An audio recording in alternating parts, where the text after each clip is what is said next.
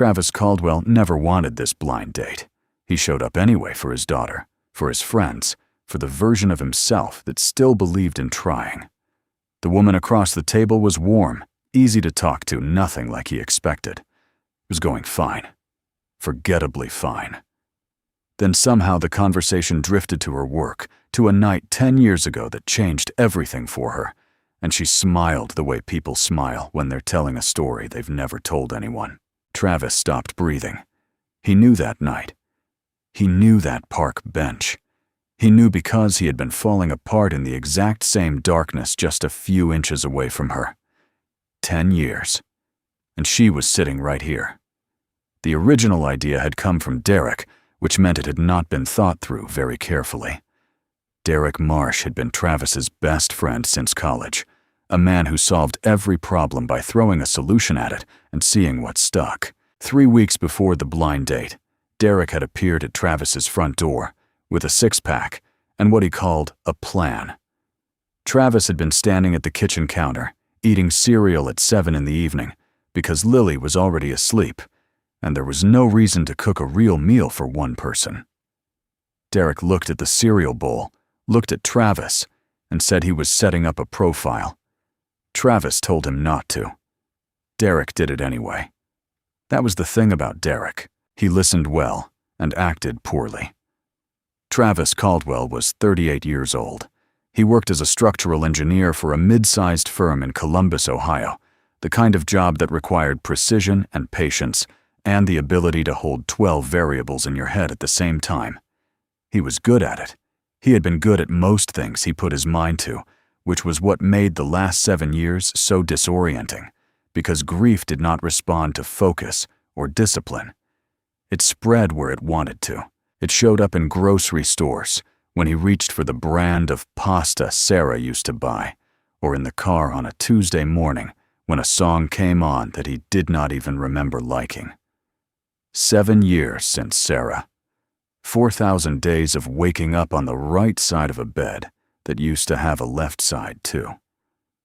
Lily was 9 now, and she had her mother's habit of tilting her head slightly when she was thinking hard about something. She did not remember Sarah in the way Travis remembered.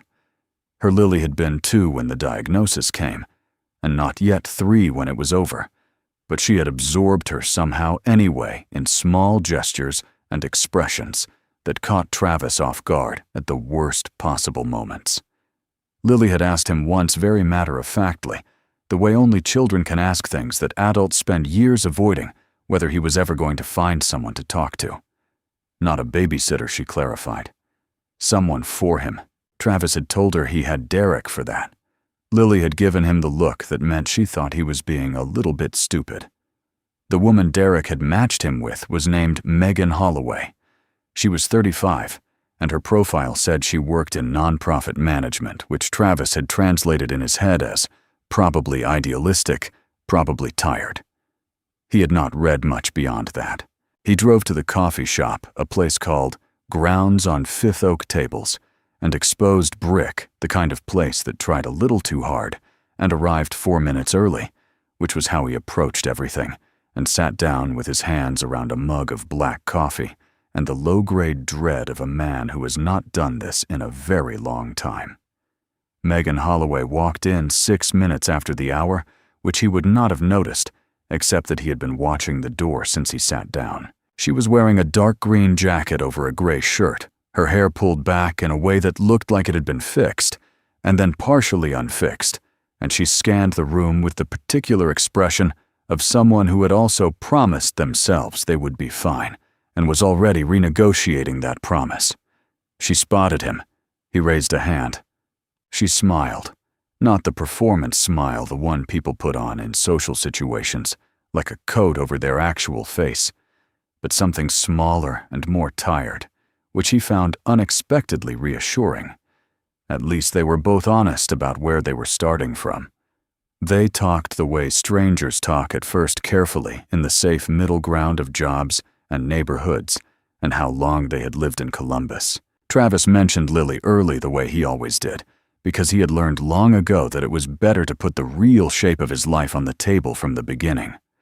Some people heard SingleDad and their eyes went a little distant. Megan listened the way she listened to everything which was to say with her full attention, asking the kind of follow-up questions that meant she had actually absorbed what he said, and not just waited for her turn to speak. She asked how old Lily was. She asked what Lily liked. Travis told her about the phase Lily was currently in, which involved an obsessive interest in deep-sea creatures and the habit of announcing facts about bioluminescent fish at completely inappropriate moments. Megan laughed. Real laughter, the involuntary kind. It was going fine. Travis thought about that later, about how ordinary those first 40 minutes were, how he had been sitting there in his jacket, and his careful politeness, making decent conversation with a decent person, already composing the version of events he would tell Derek. Yeah, she was nice. No, it was not going anywhere. Thanks for trying. The coffee was good. The music in the background was soft enough to talk over. Everything was completely forgettably fine. Then Megan set down her cup and said, "Can I ask what you think about the idea that one conversation can change a person's life?" Travis looked at her. It was a strange pivot, but he had the sense she was not asking. Philosophically, she was asking from somewhere personal working up to something. He said he thought it depended on the conversation and the person. She nodded slowly, the way people nod when they are deciding how much further to go. She told him she worked specifically with people in crisis, that the organization she ran programming for connected people who were struggling with trained volunteers, with counselors, with resources they did not know they had access to. She told him she had started on that path because of a single evening 10 years ago that had rearranged everything she thought she knew about herself and what mattered.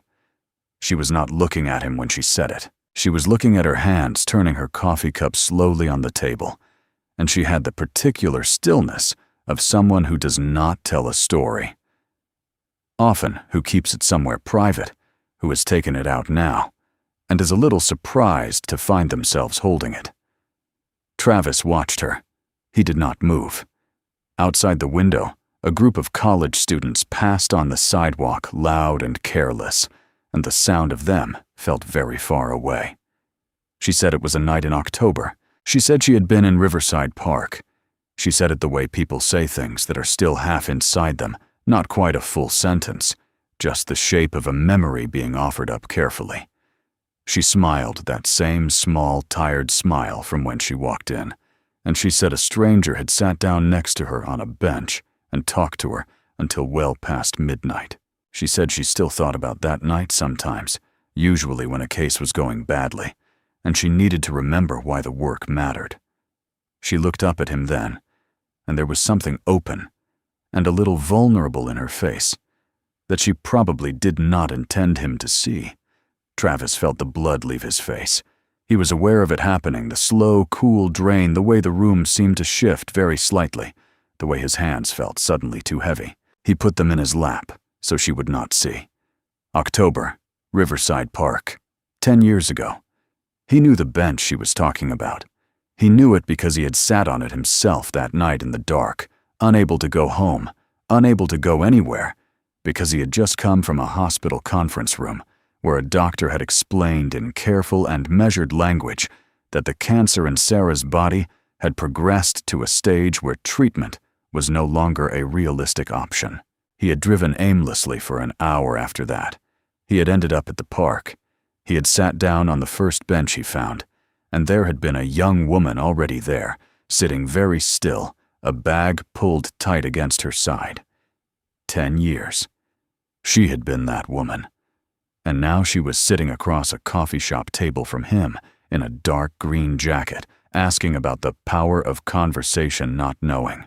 Travis sat very still and did not say anything, and let the information settle over him like something enormous and quiet. "Drizzling," he said. She blinked. "Sorry." That night. He kept his voice level. Was it drizzling, light rain kind of cold? The change in Megan's expression was not immediate. It happened in layers, the way understanding arrives when it is too large to process all at once. First a slight stillness, then a narrowing, then something that was Not quite suspicion, but was close to it. She put the coffee cup down with a careful deliberateness that said she was buying herself a moment. She looked at him. He looked back. The music played. The college students were gone from the sidewalk now. "How would you know that?" she said. Travis did not answer right away. He thought about saying he was guessing that October nights in Columbus were often drizzly, that he was wrong if he was wrong. It would have been easy. It would have ended the moment, folded it back up neatly, let them both go home and not have to deal with whatever this was. He looked at her face, the careful, controlled expression of a woman who had built excellent defenses over a long time and was now deciding whether to deploy them. And he thought about all the things he had not said to anyone in 7 years. He thought about what it cost to keep holding things. "I was there," he said. The silence between them stretched. Megan did not move. A barista called out an order somewhere behind them. A chair scraped. The ordinary machinery of the coffee shop kept running around them while they sat completely still inside it. Travis watched her process it, the tightening around her eyes, the small, controlled breath, the slight lift of her chin that meant she wasn't going to let herself be rattled in a place where people could see. "That is a very specific claim to make to someone you just met," she said. "I know." He held her gaze. "I know how it sounds. It sounds like something someone says because it works," she said, and her voice was flat now, professional, the voice she probably used with people who were being difficult. "It sounds like a line." Travis nodded. He understood that. He would have thought the same thing. "Tall guy," he said. "Dark jacket, no hood, so he was getting rained on. Asked a stupid question about whether the park closed at night. Asked you about a blue scarf you were wearing." The controlled expression cracked, just slightly, just at the edges, a hairline fracture. Her hand moved toward the coffee cup and then stopped. Travis waited. He had learned engineering $3 million structures with tolerances of a 1/4 inch, that the most important thing was usually knowing when to stop applying pressure. She said, "He did ask about the scarf," very quietly. "It had a little knot in the fringe on the left side," Travis said. "You kept touching it." Megan looked at him for a long time. Then she looked away out the window, where the sidewalk was empty, and the evening had gone full dark, while they were not paying attention. The lamppost outside was wrapped in the first yellow leaves of fall. She looked at it like she was buying time, like she needed something outside herself to focus on while she decided what to do with this. Travis said nothing. He had said enough. Whatever happened next was going to be up to her. She did not run. That was the first thing. She stayed in the chair, both hands around the cold coffee cup, and after a long time, she let out a breath that was more complicated than relief, and said, "I don't even know your last name." "Caldwell," he said. "Travis Caldwell." "Megan Holloway." She said it like they were meeting for the first time, which in a way they were. Then very quietly, "Why were you there that night?" Travis looked at the table. He turned his own cup in his hands, a gesture he realized he had picked up from watching her. He said he had been at the hospital. He said his wife had been sick. He said he was not ready to use the word that was accurate for where things were by that October. So he just said, "Sick," but she heard the weight in it and did not push. He said he could not go home and look at her face and let her see his face. Not that night, not with what he knew.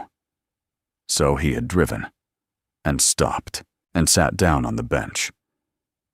"You had no idea," Megan said. Not an accusation, just a statement, something she was working out. "None." He met her eyes. "I thought you were someone who also couldn't sleep." She was quiet for a moment. Then she said something he was not prepared for. She said, "I had a bottle of pills in my bag." She said it the way she must say clinical things at work directly without decoration, because the decoration would make it harder. "I wasn't there because I couldn't sleep. I was there because I didn't want to go home either, for a completely different reason." She paused. "And then you sat down and asked your stupid question about closing time, and I laughed. She looked at her hands. That was the first time I had laughed in about 3 weeks. I did not know what to do with it. Travis did not speak. He let it be said, let it exist in the air between them without rushing to respond to it, or diminish it, or fix it. He had learned that from 7 years of parenting, that some things needed to be said, and simply received, not solved. You talked to me for 3 hours about nothing important, Megan continued. The park, the neighborhood, whether the city should do more with the riverfront. You never once asked me if I was okay, which was the right call, because I would have lied. She looked up at him. I went home that night. I put the pills in the bathroom cabinet, and I didn't think about them again. 3 months later, I enrolled in a counseling certification program, and then the nonprofit, and then the programming, and now we have 14 volunteer coordinators in 6 counties. She stopped. All of that is that bench. Travis had nothing to say to that. He understood in the way you understand things that are too large for language that the conversation had just moved into territory that neither of them had intended to enter tonight. They had shown up for a polite blind date and had somehow walked through a door they could not go back through. He was not sure how he felt about that. He was not sure, sitting there in the coffee shop with the music playing and the evening dark outside, that he was ready for whatever was on the other side. He also was not sure he was willing to walk away from it. They left the coffee shop after the manager started stacking chairs near the back. Neither of them said where they were going.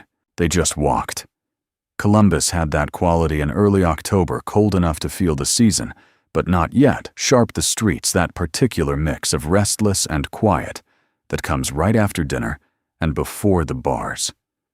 They walked along the river path without deciding to, and Travis thought about the specific geometry of the situation, the way 2 people could move in parallel for 10 years through the same city and arrive at the same table on a night when neither of them wanted to be there. He told her about Sarah, not the version he usually told, the careful, clean version, the she was wonderful, and we had Lily, and I'm grateful for the time we had.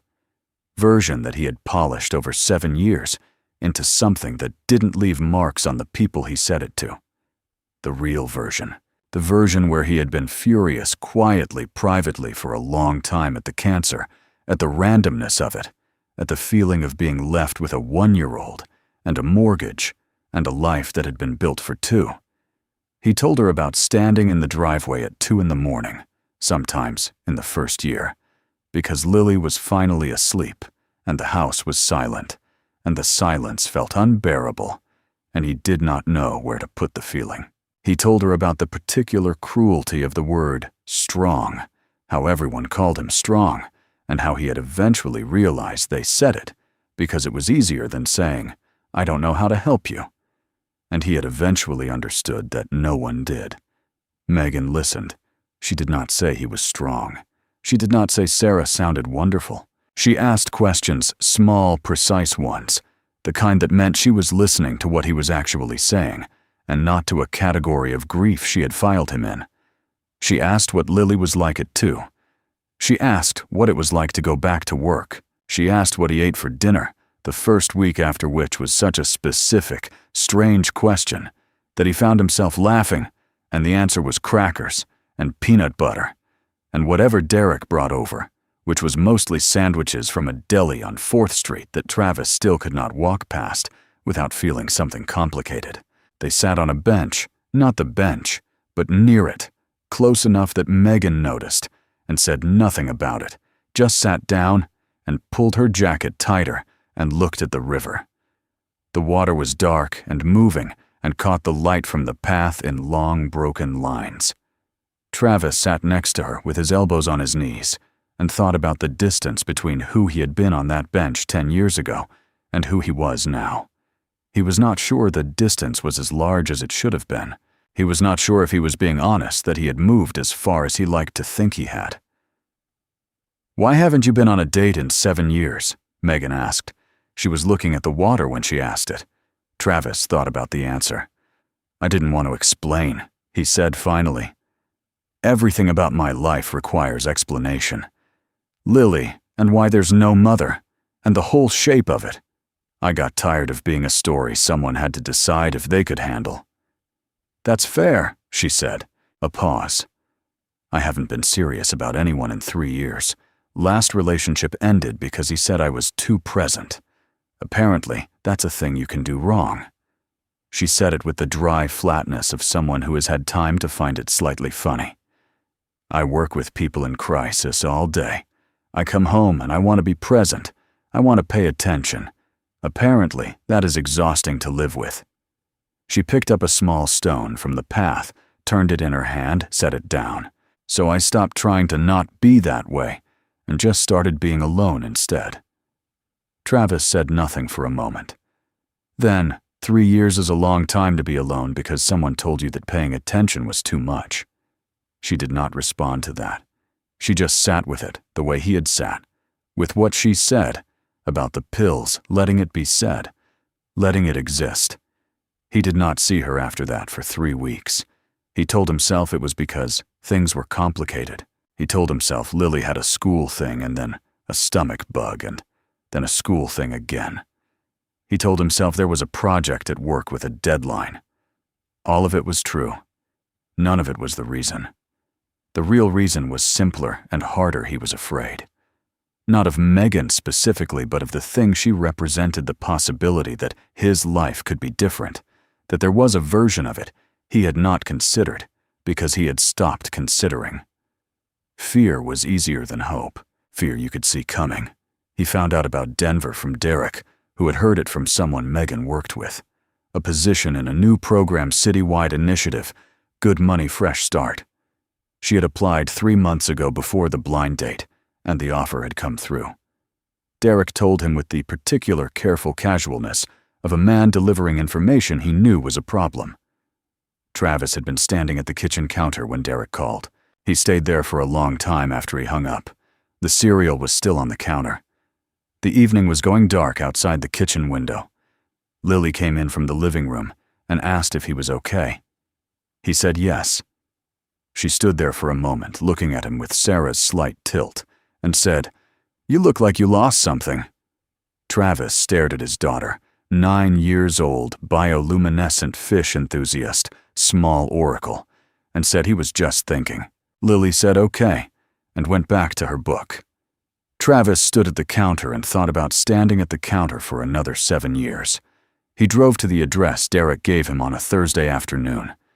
Megan's organization was on the 3rd floor of a building on Broad Street, the kind of building that had been renovated twice without ever deciding what it wanted to be. Travis sat in his car across the street for 22 minutes. He had a specific awareness of the 22 minutes because he kept checking the clock. At some point, sitting in a car, checking the clock becomes a decision in itself. You are deciding minute by minute to keep sitting. He was aware of that.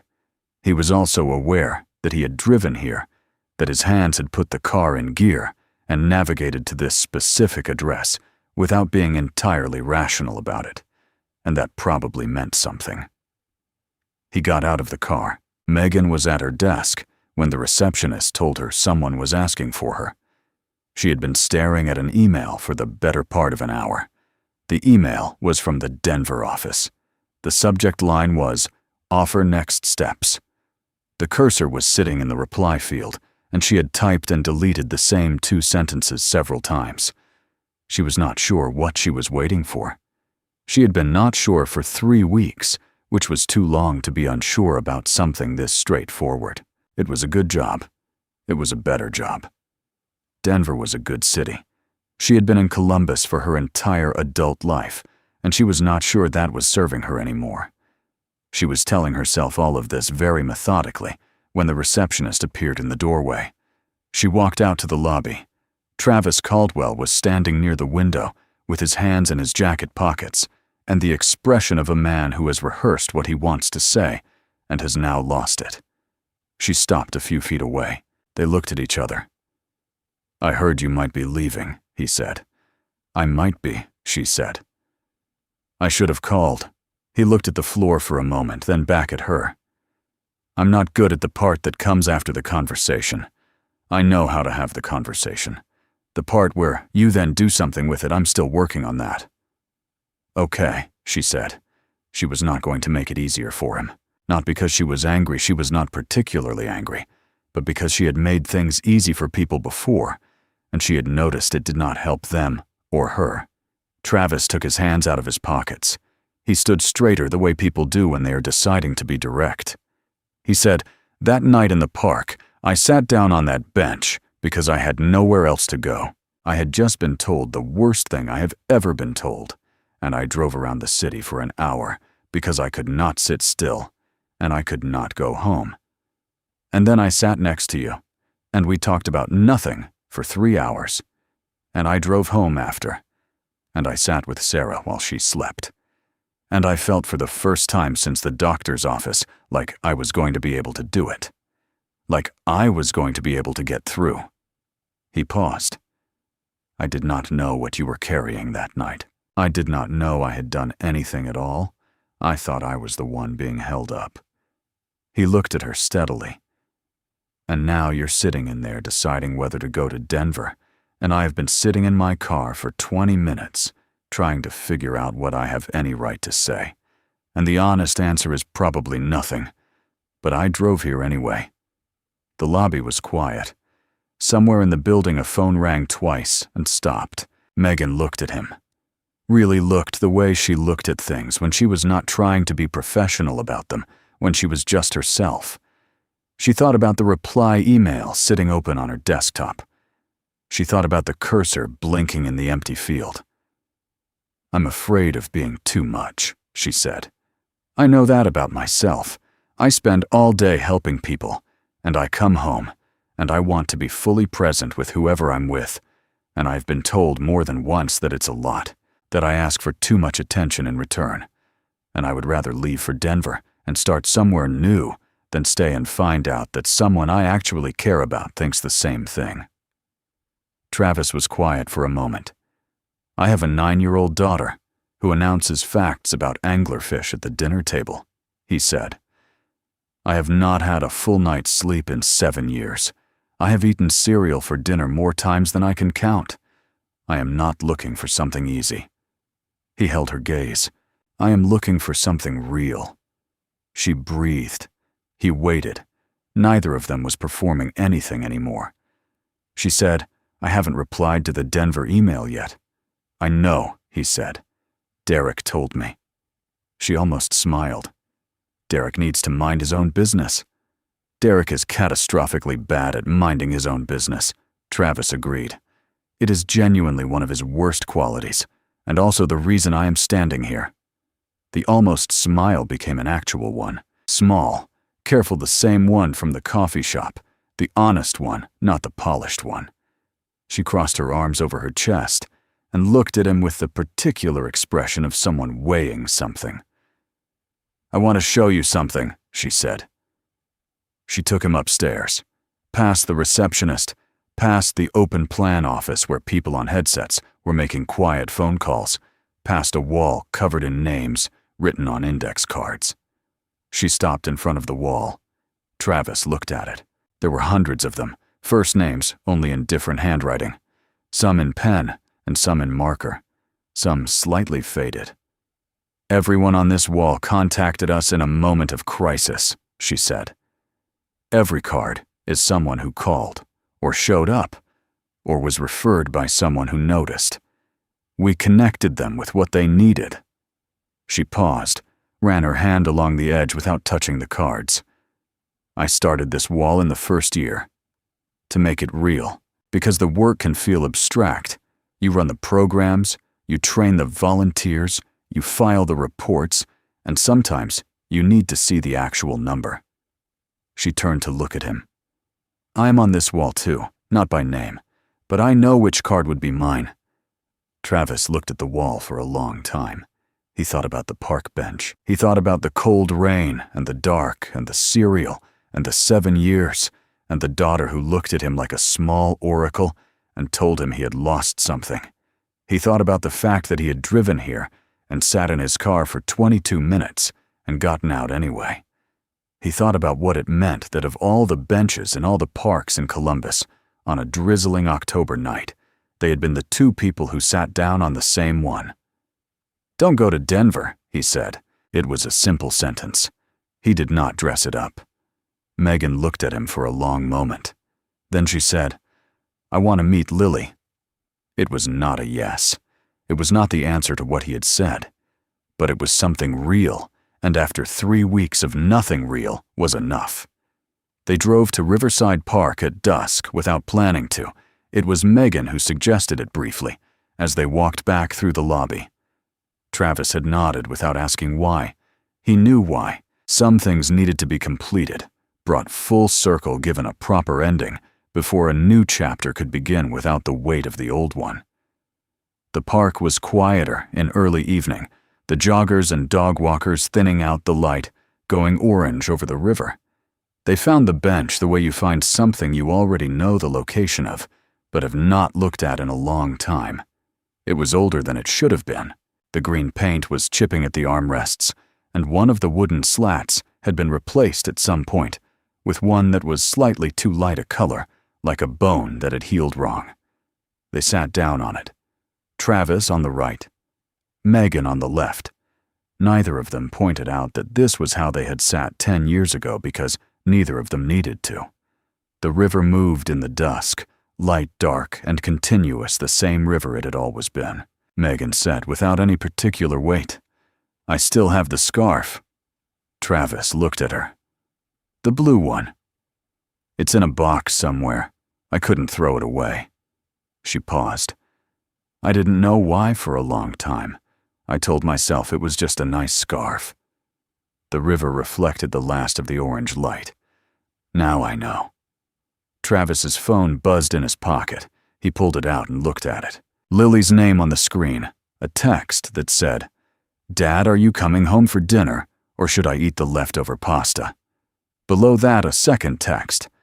Also, I looked it up, and the Pacific football fish uses bioluminescence to hunt, not just to find a mate. Just FYI. Travis looked at the phone. He looked at Megan. She had seen the messages over his shoulder and had her hand over her mouth, not quite laughing. "She is a lot," he said. And he said it the way people say things they are proud of. "I know," Megan said. "I think I'm going to like her." He typed back, "Coming home, bringing someone," put out 3 plates, and then, after a moment, "Good fact about the fish." They walked back through the park, toward the parking lot. Not quickly the way people walk when they are not in a hurry to leave somewhere. The lamppost at the entrance threw a circle of yellow light on the path, and they walked through it together and out the other side. Behind them, the bench was empty in the growing dark, just a bench in a park, unremarkable to anyone who passed it, which was most people most of the time, because most people did not know what had happened on it. Some things do not announce themselves. A conversation at 2 in the morning in the rain between 2 people with nowhere else to be. A question about whether a park closes. A laugh when there had been no laughing. None of it looked like anything from the outside. None of it declared itself as important. But it was the kind of small, ordinary, accidental thing that holds a life together, the kind that you only understand, years later, when you are sitting across a coffee shop table from a stranger, and she starts to talk, and your hands go still, and you know.